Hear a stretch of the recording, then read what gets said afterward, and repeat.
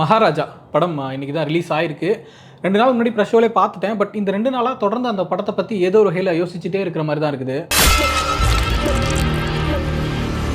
ஏதோ ஒரு சீனை பற்றி, ஏதோ ஒரு கேரக்டரை பற்றி தொடர்ந்து மகாராஜா பற்றின எண்ணங்கள் வந்து மனசுக்குள்ளே ஓடிக்கிட்டே இருக்குது இந்த 2 நாளாக. அந்த அளவுக்கு ஒரு பெரிய இம்பாக்டை மகாராஜா படம் கொடுத்துருக்கு. இந்த படத்தை நான் அதிகம் எதிர்பார்த்ததுக்கு 2 காரணங்கள். ஒன்று, விஜய் சேதுபதி அவர்களோட 50வது படம். விஜய் சேதுபதி ஒரு extremely talented artist and performer. என்ன மாதிரி கேரக்டர் கொடுத்தாலும் அதை அட்டகாசமாக பண்ணக்கூடியவர். அவருக்கு லீட் ரோலில் ஒரு குவாலிட்டியான படம், ஒரு சக்ஸஸ்ஃபுல்லான படம் வரணும்னு சொல்லிட்டு ரொம்ப நாளாக நம்ம எதிர்பார்த்துக்கிட்டு இருக்கோம். அந்த வகையில் அவரோட 50வது படமான மகாராஜா மேலே ஒரு பெரிய எதிர்பார்ப்பு இருந்துச்சு. அடுத்ததா நித்திலன், குரங்கு பொம்மை மாதிரி ஒரு அட்டகாசமான சென்சிபிளான படத்தை கொடுத்தவர். அவரோட ஷார்ட் ஃபிலிம்ஸ் எல்லாமே கூட அவ்வளோ டெப்தா இருக்கும். இப்போ இவ்வளோ கேப் எடுத்துக்கிட்டு கிட்டத்தட்ட 7 வருஷத்துக்கு அப்புறம் மகாராஜா மூலமா திரும்ப வராரு அப்படிங்கிறப்பவே அந்த படத்தின் மேல இன்னும் எதிர்பார்ப்பு அதிகமா இருந்துச்சு. இப்படியான எதிர்பார்ப்புகளோட போன நமக்கு மகாராஜா என்ன மாதிரி ஒரு எக்ஸ்பீரியன்ஸ் கொடுத்துச்சு அப்படிங்கிறத டீட்டெயிலாக பார்க்கலாம். இந்த படத்தோட ஸ்டோரி லைன் அல்லது ஒன்லைன் என்ன அப்படின்னு சொல்லி யோசிக்கும் போது, பொதுவாகவே படங்களுக்கான ஒன்லைன் அப்படின்னு சொல்லும்போது அதோட மைய கரு என்ன, மைய கதை என்ன அப்படிங்கிறத சொல்லுவோம். பட் இந்த படத்துல அந்த படத்தோட மைய கரு அல்லது மைய கதை அப்படிங்கிறது வந்து எப்படி கொஞ்சம் கொஞ்சமா அன்ஃபோல்ட் ஆகுது அப்படிங்கிறது தான் இந்த படத்தோட நரேஷன் ஸ்டைலே இருக்குங்கிறதுனால அந்த கதையை நம்மளால சொல்ல முடியல. பட் நம்ம ட்ரெய்லர்ல பார்த்த மாதிரி விஜய் சேதுபதி போலீஸ் ஸ்டேஷன் போறாரு. போயிட்டு லட்சுமியை காணோம் அப்படின்னு சொல்லி கம்ப்ளைண்ட் கொடுக்குறாரு. லட்சுமிங்கிறது பணமோ நகையோ அவரோட மனைவியோ குழந்தையோ கிடையாது. அப்ப லட்சுமி யாரு அப்படிங்கிற ஒரு கேள்வி எழுது. லட்சுமி கிடைக்கிற வரைக்கும் நான் போலீஸ் ஸ்டேஷன் விட்டு போக மாட்டேன் அப்படின்னு சொல்லிட்டு ஸ்டேஷன்ல இருக்கிறாரு. சோ லட்சுமி யாரு, அதை கடத்தினவங்க யாரு, விஜய் சேதுபதி ஏன் இவ்வளவு பிடிவாதமா இருக்கிறாரு அப்படிங்கிற கேள்விகள் நோக்கி இந்த படம் வந்து நகருது. நான் ஏற்கனவே சொன்ன மாதிரி இந்த படத்தோட கோர் ஸ்டோரி வந்து ஒரு அட்டகாசமான ஸ்டோரி. பட் அதை நம்ம சொல்ல முடியாது, அதை சொல்லிட்டா ஸ்பாயிலர் ஆயிரும் அப்படிங்கிறதுனால. ஆனா அந்த கதையை நோக்கி போகக்கூடிய திரைக்கதை இருக்குல்ல, ஒரு பிரமாதமான திரைக்கதை பண்ணியிருக்கிறாரு நித்திலன்.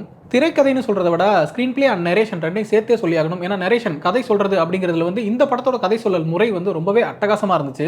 இந்த படத்தோட நரேஷனே ஒரு பசில் மாதிரி தான் இருந்துச்சு. இதுக்கு அடுத்து இது, இதுக்கு அடுத்து இது, இது சேர்ந்தா என்ன, இதுக்கு பின்னாடி என்ன அப்படிங்கிற மாதிரி ஒரு சின்ன சின்ன பசில் அரேஞ்ச் பண்ற மாதிரி அவ்வளோ அழகான ஒரு கோர்வையா அந்த திரைக்கதையை பண்ணியிருந்தாரு நித்திலன் அவர்கள். ரொம்ப நாளைக்கு அப்புறம் நரேஷன்ல வந்து ஒரு படம் நம்மளை கட்டி போடுது. ஒவ்வொரு காட்சியும் அப்படியே இழைச்சி இழைச்சி செதுக்கி இருக்காருன்னு தான் சொல்லணும். ஒரு மணியை கோக்குற மாதிரி, ஒரு மாலையை கோக்குற மாதிரி அப்படியான ஒரு செதுக்கல் வேலைப்பாடு தான் இந்த படத்தோட திரைக்கதை. ஒவ்வொரு காட்சியுமே அப்படியே இழைச்சி இழைச்சி தீட்டி இருக்காருன்னு தான் சொல்லணும். இந்த படம் ஆரம்பிக்கும் போது ஒரு சின்ன நரேஷன் வருது. அதுக்கப்புறம் துண்டு துண்டான காட்சிகள் வருது. ஒரு காட்சியிலும் ஒரு கேரக்டர் வராங்க. அந்த கேரக்டர் பத்தின டிஸ்கிரிப்ஷன் வருது. அந்த கேரக்டர் எப்படி கதைக்குள்ள இன்வால்வ் ஆகுறாங்க அப்படிங்கிற விஷயமும் வருது. விஜய் சேதுபதி ஒரு கம்ப்ளைண்ட் கொடுக்குறாரு. சோ ஒரு கிரைம் நடந்திருக்குது. அந்த கிரைமை சுத்தி என்னென்ன கேரக்டர்ஸ் இருக்காங்க, அந்த கேரக்டர்ஸ் இந்த கிரைம்குள்ள எப்படி எல்லாம் வந்திருக்க முடியும், என்னென்ன பாசிபிலிட்டிஸ் இருக்கு அப்படிங்கிற டீடைல்ஸை கொஞ்சம் கொஞ்சமா அன்ஃபோல்ட் பண்ற விதம் இருக்குல்ல, அது அட்டகாசமா இந்த படத்துக்குள்ள வந்திருக்கு. இந்த படத்துல நிறைய இயல்பான திருப்பங்கள் இருக்கு. அதே நேரத்தில் நிறைய ஷாக்கிங்கான திருப்பங்களும் இருக்கு. படத்தோட முக்கியமான சில காட்சிகள், அந்த காட்சிகளை வச்சு தான் அந்த கதையை நகருதுன்னு வச்சுக்கலாம். அப்படியான காட்சிகள் வந்து ரொம்ப இயல்பா வந்திருக்குது. இப்படியெல்லாம் கூட நடக்க முடியுமா அப்படின்னு யோசிக்கும் போது, ஏன் அப்படி நடக்கலாம் தானே அப்படிங்கிற மாதிரியான காட்சிகளாக தான் அந்த காட்சியில் அமைஞ்சிருக்கு. அந்த விஷயங்கள் வந்து ரொம்ப யதார்த்தமாகவும் அதே நேரம் ரொம்ப புதுசாகவும் இருக்கு.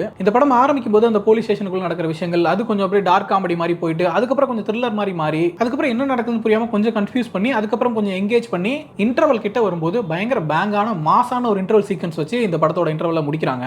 ரீசென்ட் டைம்ஸ்ல பார்த்த படங்கள்லேயே ஒரு பெஸ்டான இன்டர்வல் சீக்வன்ஸ் மகாராஜாவோட இன்டர்வல்ல சொல்லலாம். இன்டர்வலுக்கு அப்புறம் நம்ம இதுதான் கதையா இருக்கும் அப்படின்னு ஒரு யூகத்துக்கு வருவோம். செகண்ட் ஹாஃப்மே கொஞ்சம் அந்த ட்ராக்கை நோக்கி போற மாதிரி தான் இருக்கும். ஆனா இங்க தான் ஸ்கிரீன் பிளேல ஒரு மேஜிக் பண்றாரு நித்திலன். ஸ்டன்னிங்கான விஷயம் ஒன்று பண்ணியிருக்காரு. அதை நம்ம ரிசீவ் பண்ணி ரியலைஸ் பண்றதுக்குள்ள அடுத்தடுத்த விஷயங்களை நகர்த்தி கொண்டு போயிட்டு கிளைமேக்ஸ்ல உரைய வச்சுட்டாருன்னு தான் சொல்லணும். எனக்கெல்லாம் கிளைமேக்ஸ் பார்க்கும்போது லைட்டா கை நடுங்கிற மாதிரிலாம் ஆயிடுச்சு. பயங்கர எமோஷனலான ஒரு சீக்வன்ஸ் அது.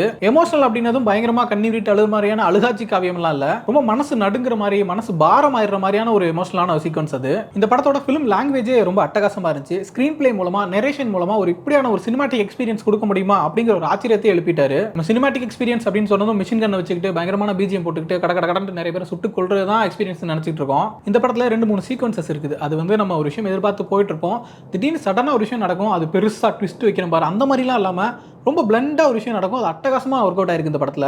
இந்த படத்துல ஒரு சில சீக்வன்சஸ் இருக்கு. அது பாட்டுக்கு லேசா போயிட்டு இருக்கும். நம்ம ஒரு விஷயம் எதிர்பார்த்துட்டு இருப்போம். அந்த இடத்துல ஒரு பெரிய ட்விஸ்ட் ஒன்று இருக்குது. அதை பாரு, இப்போ நான் ட்விஸ்ட் வைக்கிறேன் பாரு அப்படிங்கிற மாதிரிலாம் இல்லாம சடனா அதை காட்டும்போது நம்மளால அதை ரிசீவ் பண்ணவே முடியல. அப்படிங்கிற அளவுக்கு அவ்வளோ ஒரு இன்ட்ரெஸ்டிங்கான விஷயத்தை வந்து ஸ்கிரீன் பிளேல பண்ணியிருக்காரு. ஸோ டேரக்டர் நித்திலனை பொறுத்த வரைக்கும் ஒரு ஃபென்டாஸ்டிக்கான ஒர்க்கை கொடுத்துருக்காரு. இவ்வளோ லேட்டா வந்தாலும் இவ்வளோ கன்வின்சிங்கான, இவ்வளோ ஒரு நல்ல எக்ஸ்பீரியன்ஸ் கொடுக்கக்கூடிய ஒரு படத்தை கொடுத்துருக்காரு. அடுத்ததா Vijay Sethupathi, so happy for this man அப்படிங்கிற அளவுக்கு ரொம்ப நிறைவா இருக்குது. ஏன்னா ஏற்கனவே சொன்ன மாதிரி தமிழ் சினிமாவில் எக்ஸ்ட்ரீம்லி டேலண்டட் ஆர்டிஸ்ட், என்ன மாதிரி ரோல் கொடுத்தாலும் அட்டகாசமா பண்ணக்கூடியவர். லீட் ரோலே அசத்துவார் அப்படின்னு சொல்லி பார்த்தோம்னா, திடீர்னு வில்லன் ரோல் கொடுத்தோம்னா அதையும் அதுக்கு மேல அட்டகாசமா பண்ணுவாரு. சூப்பர் டீலக்ஸ்ல ஒரு டிரான்ஸ்மன் கேரக்டரா இருக்கட்டும், கடைசி விவசாயி படத்துல ஒரு ஸ்பிரிச்சுவலான ஒரு பரதேசி மாதிரியான ஒரு கேரக்டரா இருக்கட்டும், எந்த கேரக்டர் கொடுத்தாலும் அதை அவரை தாண்டி யாரும் பண்ண முடியாதுங்கிற அளவுக்கு அவ்வளோ கன்வின்சிங்கா பண்ணக்கூடிய ஒரு ஆர்டிஸ்ட். அவரோட கரியர்ல மகாராஜா ரொம்ப ரொம்ப முக்கியமான, ரொம்ப சிறப்பான ஒரு படமா வந்திருக்கு. அதுவும் 50வது படம் அப்படிங்கும்போது விஜய் சேதுபதிங்கிற மகாராஜாக்கு இது ஒரு மணிமகுடமா அமைஞ்சிருக்குனே சொல்லலாம். பெர்ஃபார்மன்ஸ் பத்தி பேசணும்னா எப்படி டிஸ்கிரைப் பண்றதே தெரியல. இட்ஸ் கம்ப்ளீட் ஒன் மேன் ஷோன்னு தான் சொல்லணும். மொத்த கதையும் இவரோட கேரக்டர் கேரக்டர் மேல தான் டிராவல் பண்ணுது அப்படிங்கிறதுனால இந்த மொத்த படத்தையும் தன்னோட தோல்ல தூக்கி சுமக்கிறாரு விஜய் சேதுபதி. எந்த சீக்வன்ஸ் பத்தி பேசுறதுனே தெரியல, ஏன்னா எதை சொன்னாலுமே ஸ்பாயிலர் ஆயிரும் அப்படிங்கிறதுனால எதையுமே சொல்ல முடியல. ஆனா அவரோட கரியர்ல ஒன் ஆஃப் த பெஸ்ட் பெர்ஃபார்மன்சஸ்னு சொல்லிட்டு நம்மளால உறுதியா சொல்ல முடியும். இன்னும் சொல்ல போனா இதுதான் பெஸ்ட்னே கூட சொல்லலாம். விஜய் சேதுபதி மாதிரியான ஒரு ஆர்டிஸ்டுக்கு இந்த அளவுக்கு ஒரு நல்ல படம், குவாலிட்டியான படம், அதுவும் சக்சஸ்ஃபுல்லா ஆக போற ஒரு படம் அமைகிறது எனக்கு ரொம்ப பர்சனலா நிறைவான ஒரு விஷயமா தான் இருக்கு. அடுத்தடுத்து விடுதலை 2, ட்ரெயின், ஏஸ் அப்படின்னு சொல்லிட்டு லீட் ரோலா பண்ணக்கூடிய படங்கள்ல ரொம்ப இம்ப்ரெசிவான லைனப் வச்சிருக்காரு. அதுவுமே ரொம்ப நல்ல விஷயம் தான். அடுத்ததா இந்த கதையில நிறைய கேரக்டர்ஸ் இருக்காங்க. எல்லா கேரக்டர்ஸுமே கன்வின்சிங்கா பண்ணக்கூடிய மாதிரியான ஒரு நல்ல ஆர்டிஸ்ட்டை சூஸ் பண்ணி நடிக்க வச்சிருக்காங்க. இந்த படத்தோட காஸ்டிங் ரொம்பவே இம்ப்ரெசிவா இருந்துச்சு. ஃபர்ஸ்ட் நட்டி சொல்லும் ஒரு போலீஸ் ஆபீசரா வராரு. கர்ணன் படத்திலே நம்ம ஏற்கனவே ஒரு போலீஸா பார்த்திருக்கோம். பட் இந்த படத்துல பயங்கரமான ஒரு கேரக்டர் எக்ஸலண்டா பண்ணியிருக்காரு. அதே போல அந்த போலீஸ் ஸ்டேஷன்ல வரக்கூடிய மத்த போலீஸ் அதிகாரிகள் அருள்தாஸ், முனிஷ்காந்த், சூப்பர் குட் சுப்ரமணி, கல்கி அப்படின்னு சொல்லிட்டு நிறைய ஆர்டிஸ்ட் இந்த படத்துக்குள்ள இருக்காங்க. எல்லாருமே அவங்களுக்கான கேரக்டர்ஸ் அவ்வளவு கன்வின்சிங்காகவும் ஜஸ்டிஃபை பண்ற மாதிரியும் பண்ணியிருக்காங்க. அடுத்ததா சிங்கம்புலி அவர்கள் இந்த படத்துல ஒரு முக்கியமான கேரக்டர் பண்ணியிருக்காரு. ஒரு லைஃப் டைம் கேரக்டர்னே சொல்லலாம். அவரோட கரியர்ல ஒரு லைஃப் டைம் பெஸ்ட் பெர்ஃபார்மன்ஸ்னு சொல்லலாம். அடுத்ததா டைரக்டர் அனுராக் காஷிப், என்னோட ஃபேவரட் டைரக்டர், இந்த படத்துல ஒரு முக்கியமான ரோல் பண்ணியிருக்காரு. இவர் பார்த்தோம்னா நார்த் இந்தியனே சொல்ல மாட்டோம், அந்த அளவுக்கு நம்ம ஊர்க்காரர் மாதிரியே இருக்காரு பார்க்கிறதுக்கு. அட்டகாசமா நடிச்சிருக்காரு. ஒரு எக்ஸலண்டான பெர்ஃபார்மன்ஸ் கொடுத்திருக்காரு. இவரோட கேரக்டர் வந்து ரொம்ப ஸ்ட்ராங்கான கேரக்டர். அதை இவ்வளவு தூரம் கன்வின்ஸ் பண்ற மாதிரி நடிச்சது ரொம்பவே பெரிய விஷயம் தான். ஆனா இவர் வரக்கூடிய நிறைய காட்சிகள் அந்த டப்பிங் சிங்க் இஷ்யூ இருக்கிற நம்மளால பார்க்க முடிஞ்சு. அவர் ஏதோ பேசிட்டு இருக்காரு, வாய்ஸ் வேற ஒன்று வருது அப்படிங்கிறது வந்து கொஞ்சம் பெரிய பிரச்சனையா தான் இருந்துச்சு. சிங்க் இஷ்யூ தானே பரவாயில்ல அப்படின்னு விட்டுலாம் தான். பட் நமக்கு என்னன்னா ஒரு எக்ஸலண்டான படம் பார்த்துட்டு இருக்கோம், ஒரு பெரிய எக்ஸ்பீரியன்ஸ் நமக்கு கொடுத்துட்டு இருக்கு அப்படிங்கிறப்போ அந்த இடத்துல அந்த வாயை செய்கிறது ஒத்து வரல அப்படிங்கிறப்போ டக்குன்னு நம்ம எஜெக்ட் ஆகி படத்தை விட்டு வெளியில போயிடுறோங்கிற ஒரு ஃபீலை கொடுத்துருது. அது மட்டும் தான் இந்த படத்தோட குறைனே சொல்லலாம். அடுத்ததா பாய்ஸ் மணிகண்டன் ரொம்ப நாளைக்கு அப்புறம் இந்த படத்துல பண்ணியிருக்காரு. கம்மியான சீக்வன்சஸ் இருந்தாலும் ரொம்ப முக்கியமான கேரக்டர். ஃபைட் சீக்வன்சஸ்லாம் அட்டகாசமா பண்ணியிருக்காரு. அடுத்ததா வினோத் சாகர், நம்ம ராட்சசன் படத்துல அந்த டீச்சரா வந்திருப்பார்ல, அவர் தான் ரொம்ப நாளைக்கு அப்புறம் இந்த படத்துல பார்க்குறோம். இந்த படத்துலயும் ஒரு நல்ல கேரக்டர் நல்லா பண்ணியிருக்காரு. அடுத்ததா மம்தா மோகன்தாஸ், அபிராமி, திவ்ய பாரதி, விஜய் சேதுபதியோட பொண்ணா வர அந்த கேர்ள் அப்படின்னு சொல்லிட்டு நிறைய ஃபீமேல் கேரக்டர்ஸ் இருக்காங்க. எல்லாருக்கும் அவங்கவுங்க கேரக்டருக்கு ஏற்ற மாதிரியான ஸ்கோப் இருக்குது. எல்லாருமே ரொம்ப நல்லா நடிச்சிருக்காங்க. மம்தா மோகன்தாஸ் ரொம்ப நாளைக்கு அப்புறம் தமிழ்ல நடிக்கிறாங்க. மலையாளம்ல நிறைய நல்ல படங்கள் பண்ணிட்டு இருக்காங்க.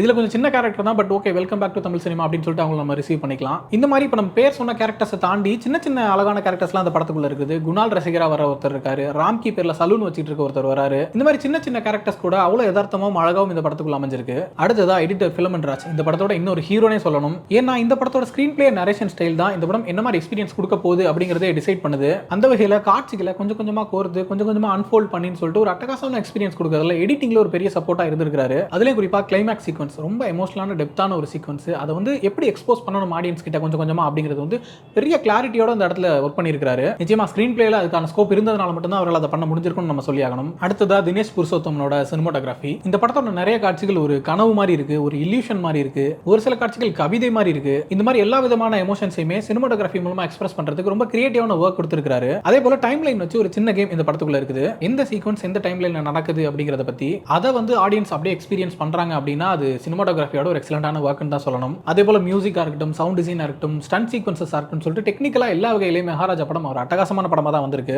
இந்த வருஷம் ஆரம்பிச்சு இந்த 6 மாசத்துல 100க்கும் மேற்பட்ட படங்கள் வந்திருக்கும். அதுல முக்காவாசி படங்கள் நான் பார்த்துட்டேன். ஆனா அதுல வெகு சில படங்கள் தான் நமக்கு ரொம்பவே பிடிச்சிருந்துச்சு. அதை பத்தி பாசிட்டிவ் ரிவ்யூஸ் பண்ணியிருந்தோம், அப்ரிசியேஷன் வீடியோஸ் பண்ணியிருந்தோம். ஆனா அதை தாண்டி இந்த வருஷம் அந்த படங்கள்லயே முதல் முறையா மகாராஜா படம் தான் திரும்ப செகண்ட் டைம் போய் பார்க்கணும் அப்படிங்கிற எண்ணத்தை எனக்கு கொடுத்துருக்கு. நிச்சயமா பார்க்கணும், இன்னும் 2 தடவை கூட பார்க்கலாங்கிற மாதிரி தான் அந்த படத்தோட எக்ஸ்பீரியன்ஸ் நமக்கு இருக்கு. குறைகள்னு சொல்லி பார்த்தோம்னா நம்ம ஏற்கனவே சொன்ன மாதிரி அனுராக் காஷிப்போட அந்த டப்பிங் சிங்க் மட்டும் தான் ஒரு சின்ன உறுத்தலா இருந்துச்சு. அதே போல படம் ஆரம்பிக்கும் போது ஒரு வாய்ஸ் ஓவர்ல ஒரு நரேஷன் ஒன்று வருது, இதுதான் கதை இதுதான் அப்படிங்கிற மாதிரியான ஒரு கேரக்டர் ஒருத்தவங்க பேசுற மாதிரி சில சீக்வன்ஸ் வருது. அதுக்கப்புறம் போலீஸ் ஸ்டேஷன் சீக்வன்ஸ்ல இருந்து என்ன ஒரு டார்க் காமெடி மாதிரி போயிட்டு இருக்கு, அவ்வளவுதான் இப்படியே தான் படம் போகுமா அப்படிங்கிற ஒரு சின்ன கன்ஃபியூஷன் வந்துச்சு. அதே போல செகண்ட் ஹாஃப்ல நட்டி அவர்களோட போர்ஷன்ஸ்லயும் அதே மாதிரி ஒரு ஹியூமரஸா போற மாதிரியான ஒரு விஷயம் வந்துச்சு. எதுக்கு சம்பந்தமில்லாம இந்த விஷயங்கள்லாம் அப்படிங்கிற மாதிரி நமக்கு ஃபர்ஸ்ட் தோணாலும் அது எல்லாமே ஒரு கான்சியஸ் டிசிஷன் தான். ஆடியன்ஸோட மைண்ட் செட் வந்து டைவர்ட் பண்றதுக்காக தான் இந்த விஷயங்களை பண்ணிருக்காங்க அப்படிங்கிற நமக்கு தெரிஞ்சதுக்கு அப்புறம் அது நமக்கு பெரிய அளவுல குறையா இல்ல. சோ ஓவராலா மகாராஜா வந்து ஒரு நல்ல ஸ்கிரீன் பிளேயோட அட்டகாசமான ஃபிலிம் லாங்குவேஜோட நல்ல பெர்ஃபார்மன்ஸ் அண்ட் டெக்னிக்கல் ஒர்க்னு சொல்லிட்டு ஓவராலாவே என்ஜாய் பண்ணி பார்க்கக்கூடிய ஒரு நல்ல சினிமாட்டிக் எக்ஸ்பீரியன்ஸ் கொடுக்கக்கூடிய படமா தான் இருந்துச்சு. நீங்களும் படம் பாருங்க, படம் பார்த்தா உங்களோட ஒப்பீனியன் என்ன அப்படிங்கறத கமெண்ட்ல சொல்லுங்க.